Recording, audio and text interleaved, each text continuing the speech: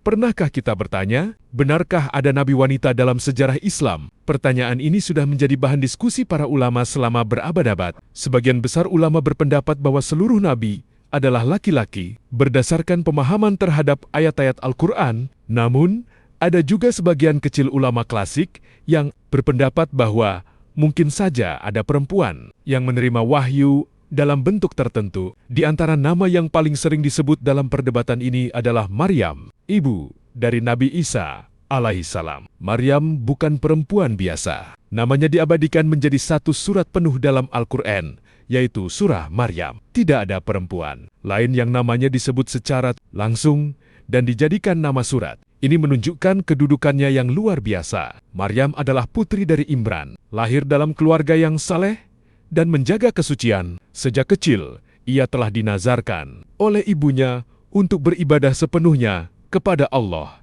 Ia tumbuh dalam penjagaan seorang nabi, yaitu Nabi Zakaria. Dalam mihrabnya, Maryam dikenal sebagai sosok yang sangat tekun beribadah. Bahkan, Al-Quran menceritakan bahwa setiap kali Zakaria masuk menemuinya, ia mendapati makanan di sisinya, sebuah karunia langsung dari Allah. Lalu datanglah peristiwa besar yang mengguncang sejarah manusia. Suatu hari, malaikat Jibril datang kepadanya dalam wujud seorang laki-laki sempurna. Maryam ketakutan. Namun Jibril menyampaikan kabar yang tak pernah dibayangkan oleh seorang perempuan manapun. Ia akan mengandung seorang anak laki-laki yang suci tanpa disentuh oleh pria.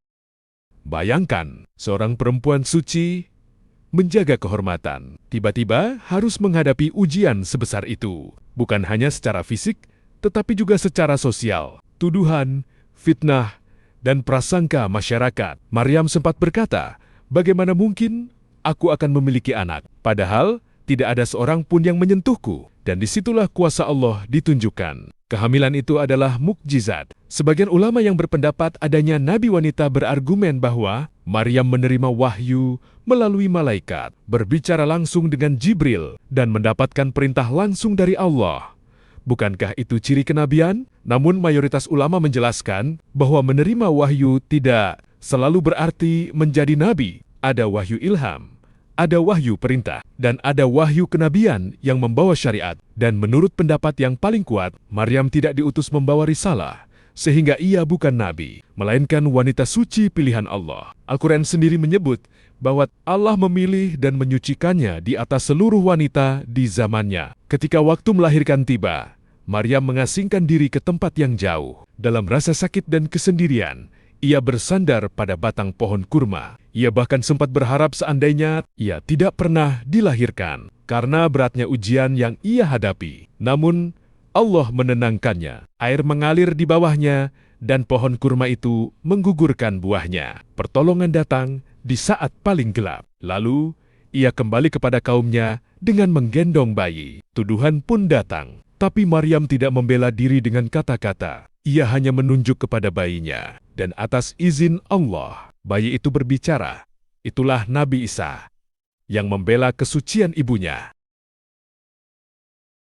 Jadi, benarkah ada nabi wanita? Mayoritas ulama menyimpulkan bahwa tidak ada nabi wanita yang diutus membawa risalah. Namun, ada perempuan-perempuan luar biasa yang mencapai derajat kesucian, ketakwaan, dan kemuliaan yang sangat tinggi, dan Maryam berada di puncaknya. Maryam bukan nabi.